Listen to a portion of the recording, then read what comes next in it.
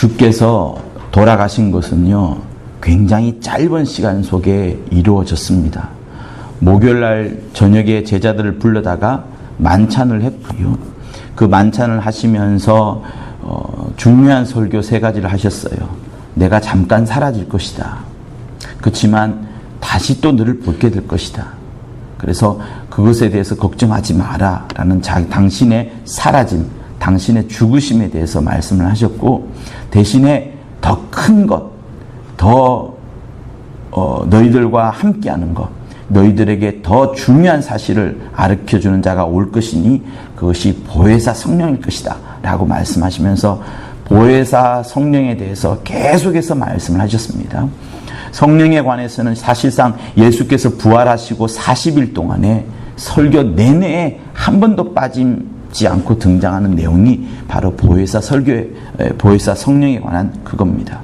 그래서 2번째 주제가 되는 것이고, 3번째 것이 우리에게 정말 사랑하라, 서로 사랑하라, 3계명으로 주신다 하신 만큼 서로 사랑할 것에 대해서 말씀을 하셨어요. 그러니까 전날 밤에 제자들이 알겠어요. 그냥 만찬한다고 하니까 기쁜 마음에서 들떠 있겠지요. 그러나 주님은 계속해서 흘려주십니다. 당신이 떠나갈 것에 대해서, 당신이 가실 것에 대해서, 그리고 세족식도 하고 성만찬도 하고 여러 말씀, 사랑하는 말씀도 하고 했으니 제자들이 얼마나 기뻤겠어요. 그리고 곧장 나간 것이 겟세마네에서 막 피땀 흘리듯이 기도를 하셨고, 그 피땀 흘리듯이 기도한 가운데 2가지를 기도하셨겠죠. 내 원대로 마옵시고 아버지의 원대로 되기를 원하나이다 또 있었지만, 제자들의 믿음이 떨어지지 않을 것에 대해서도 역시 기도를 하셨습니다. 그리고 곧장 그때부터 여러분 이제 막 죽음의 길로 치닫는 거예요. 사람들이 끌어다가 대제사장의 집에, 가야바의 집에 가고, 그 다음에 안나스의 젊은 안나스 현직 제사장 집에 끌려가고, 그 다음에 빌라도에게 갔다가 다시 또 헤로데 왕에게 갔다가 다시 또 빌라도에 갔다가, 이게 온 새벽 내내 이루어지는 겁니다. 그래서 여러분들이 막 어떤 빌라도가 예수를 사람들 앞에 쫙 보여 세우는 그런 멋진 성 앞에서, 신전 앞에서 있는 그곳은 새벽 6시 정도에 일어났던 일들이에요. 그러나 간밤에 다 이루어지는 거죠. 대제사장이 죽여야 된다. 또 다른 대제사장이 죽여야 된다. 사내들인 공연을 해서 죽여야 된다. 헤롯도 네가 알아서 해라고, 빌라도도 포기하고 마침내 6시에 이 사람들 앞에 서게 된 겁니다. 그래서 사형 언도를 받게 되고 채찍 맞으면서 이제 십자가의 길로 이제 걸어가시는 거죠. 그래서 6시부터 실제로 이제 십자가를 들고 가시는 거예요. 그리고 9시에 달리시고요. 12시에 거의 죽기 직전이시고요. 이제 꺼져가는 그 목소리 속에 3시간 더 있으시다가 3시 정도에 6시간 달리시고 이제 돌아가시는 겁니다. 그러니 얼마나 신속하게 이루어져요. 대신에 여러분, 그 바라바라는 사람이 살아나잖아요. 그때 사람들이, 바라바는 어디 있었냐면 감옥에 있었습니다. 한동안 가둬놓았어요. 그러니 그 사람에 대해서 충분히 판단할 수 있죠. 나쁜지 좋은지. 근데 예수님은 감옥에 있을 시간조차 없었어요. 그냥 바로 내리 죽음으로 치닫는 그런 현실이 왔었죠. 그러니까 그렇게 죽이지 않으면은 예수를 죽일 수 없기 때문에 가룟 유다의 예수를 판 그 사건에서부터 신속하게 내리치닫는 겁니다. 죽음의 길로. 너무나도 급박하게, 너무나도 갑작스럽게 이루어지는 일들이, 예루살렘에 있는 사람들이나 갈릴리에 있는 하나님을, 예수를 아는 사람들은 충격에 빠지지 않을 수 없었을 겁니다. 아마 감옥 속에 계속 오랫동안 있었다 그러면 죽지 않았을 거예요. 왜? 사람들의 이성이라는 것이 제정신으로 돌아오거든요. 그렇지 않습니까? 이 사태가 났을 때 여러분 한번 생각해 보세요. 얼마나 원론임이 잘못된 것처럼 사람들이 결의문 쓰고 온갖 곳곳에서 막 하지 않았습니까?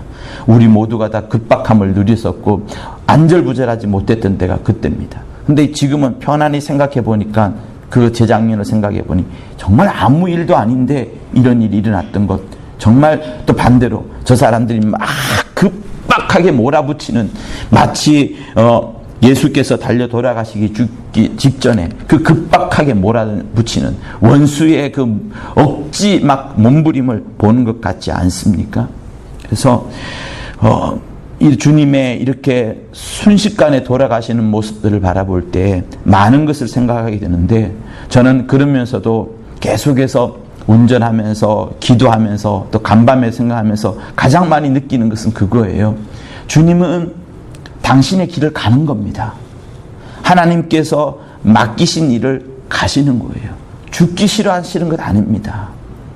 이 땅에서 죽어야 되는 것은 본인이 원하는 거였지만 십자가에서 단숨에 죽어야 되는 것은 하나님 아버지께서 명하신 것이라, 마치 구약 때부터 계속해서 흘러나오던 어린 양을 제사 지내는 것과 똑같지 않습니까? 예수를 죽음에 몰아붙이는 것들도 두 대제사장이 결정을 하는 거예요. 전직 대제사장, 현직 대제사장. 제사장의 손에 마침내 죽게 됩니다. 구약과 너무나도 똑같지 않습니까? 단숨에 죽게 되고 죽는 날도 무교절 첫날에 죽습니다. 이런 우연의 일치라 할 수 있을까요? 우연의 일치가 아니라 하나님의 뜻대로 진행되어 가는 그것이죠. 그래서 저는 오늘 이 본문을 여러분들에게 같이 함께 읽었는데, 여기는 내용이 간단합니다. 대제사장과 바리새인들은 예수의 말을 믿어요. 그가 부활할 것이다. 사흘 후에 부활할 것을 우리가 기억한다. 그러니 안 됩니다. 사흘 동안에 파수꾼을 지키게 해야 됩니다라고 빌라도한테 묻게 되고, 빌라도가 이것을 허락을 합니다. 다시 말하면 대제사장과 바리새인들은 주님의 말을 믿고요, 실제로 파수꾼을 파송을 하고 3일 동안 지킵니다. 그죠? 근데 제자들은 어떻게 했어요? 완전 충격에 빠지다 보니 어제까지 같이 뒹굴고 기도하고 병 고치고 하나님의 나라를 전파하고 귀신을 쫓아내고 있던 주님이 바로 그 다음날 보니 십자가에 달려서 이제 죽기 직전에 있으니 십자가 밑에 나타나지도 않았었잖아요. 얼마나 허망하게 이 사람들이 있겠습니까? 또 한편으로는 강한 두려움이 막 그들을 엄습을 해오는 겁니다. 앞으로 우리에게 닥쳐질 환난은 어떠할지 그 두려움이 잔뜩 차 있으니, 한쪽 그룹은 하나님의 아들 예수의 말을 믿어가지고 파수꾼을 보내야 된다고 하는 반면에, 한쪽 그룹은, 제자들의 그룹은 완전히 지금은 낭만과 좌절 속에 빠져 있는 그겁니다. 그런데 주님이 우리를 또다시 붙잡아 주시는 거예요.